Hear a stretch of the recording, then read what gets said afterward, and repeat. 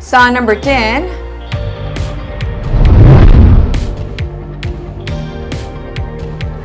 Bacolod City may kasugtanan na sa duha ka mga pribado nga ospital para sa Bacolod Comprehensive Health Program o kun BcCHP. May report si Nico Delfin.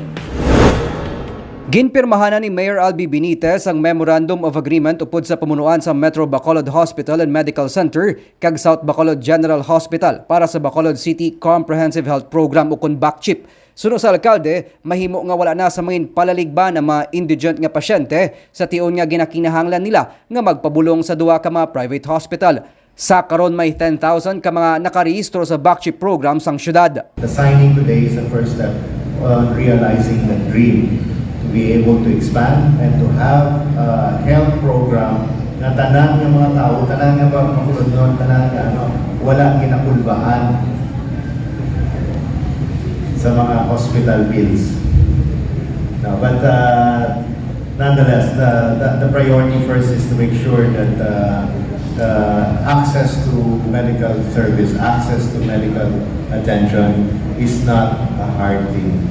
Sandig sa MOA, may guaranteed 15,000 pesos ang tagsa ka BcCHP cardholder. Ang pondo ang magagikan sa PhilHealth kagiban pa nga National Government Healthcare Assistance Grants nga pondo para sa BcCHP.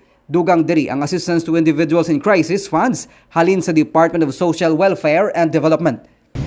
We are one with the Mayor in making healthcare available to all Bacoleños without discrimination to the underprivileged.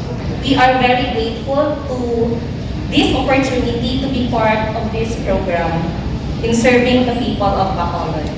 Kaina, ginsuguran man ang e-consulta program sa annex building sa Bacolod City Government Center. Kabahin ini sang preventive aspects ng BcCHP program, kag diri man sarang makaparehistro ang pumuluyo para sa programa. BcCHP comes in when the laboratory is no longer covered by PhilHealth. For example, if your analysis is covered and the patient needs further tests, there's a fund from BcCHP that could cover, or BcCHP can source funds to cover the additional tests.